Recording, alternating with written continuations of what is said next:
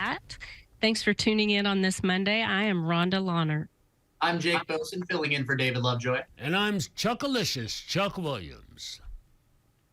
And today we have some of our favorites. We have Rory from ActionCOACH, and Rory does a lot to help businesses. And, one thing that's really not that far off for me is retirement.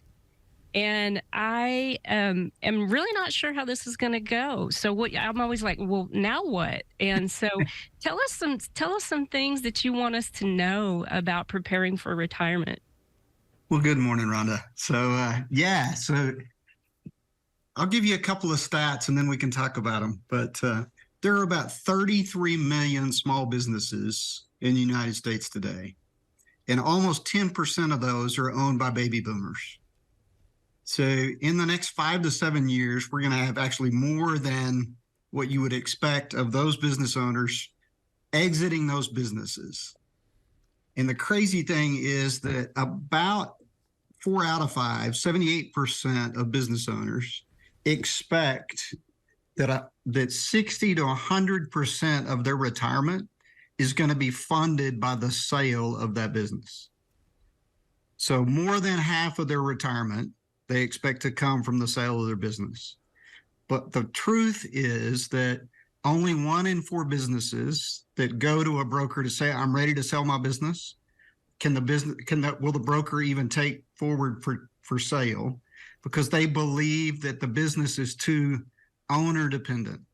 All the knowledge, all the business is actually between the ears of the business owner. And then if they do take it on, only about 1 in 4 of those actually sells in the first 12 months. So it's about 6% of businesses that are owned by, that population, small business owners, actually sell in the first 12 months. So Rhonda, it is scary to think about retirement and what am I going to do? But maybe even a little more scary is what am I going to do it with, right? If I can't sell my business, then what am I going to do? Well, it almost... So is that it? Go ahead, Chuck. It almost seems to me like if that's the case, you're putting all your hopes in what somebody else can do for you. Yeah, so if you don't do that, right, the solution then would be start preparing now for that sale that you're going to have 3 to 5 years down the road. Okay. Right. Okay. So, some questions would be, what % of your business is completely 100% dependent on you? Are you the best salesman in your business? Right? Are you the best business development person in your business? Right? Are you the best customer service person in your business? If you are, right, then when it comes time to sell, you have very little to sell unless you want to stay on as an employee, right? Right. And then back to Rhonda's point, right? What am I going to do, right? I'm just going to work more as opposed to enjoying those things that I expected to enjoy when I retire.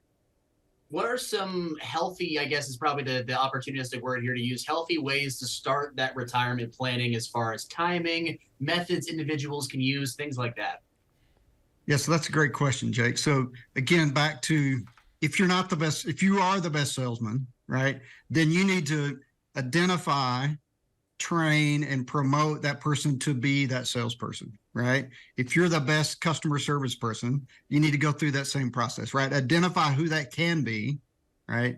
Train them, pour into them, and then promote them into that spot where they can do that, so that over time, more and more of the business is running without you, and less dependent on you. That doesn't mean you don't have to show up, right? I mean, that you can come to work every day and enjoy working there, but you need to be hiring people better than you at those jobs, so that when it comes time to transition and exit the business, you can have a wealth event, as opposed to that disappointing conversation with a broker that says, yeah, you've got a copier, a printer, a broken down pickup, and a contact list, right? You don't want to be in that spot. You would much rather be in a spot to where that there is a transition, right? Mm-hmm. Whether that's to you to passive income or a wealth event through a sale of that business.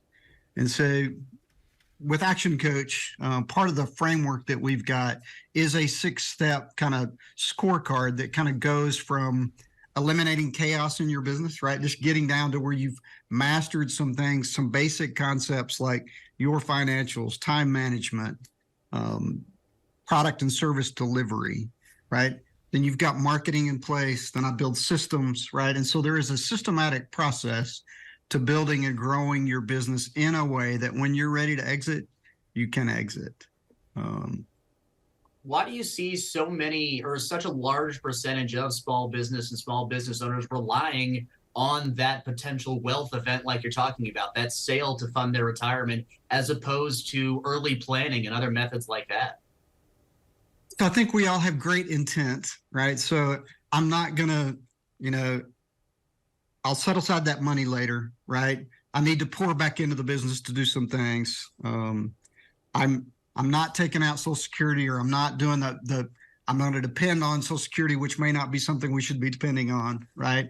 And I'm not setting aside those things. And then part of it, I might be the only person that ever says this, but I know it's not true. There are some other business owners that say,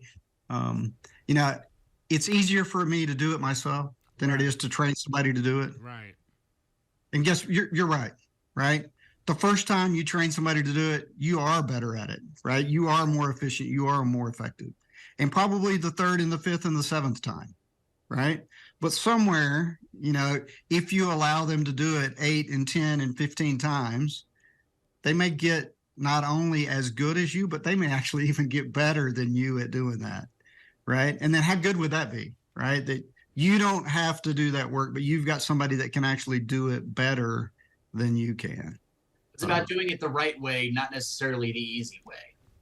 Yeah, and I think, sometimes we think it's got to be done at 100% at the level that we do it. Right.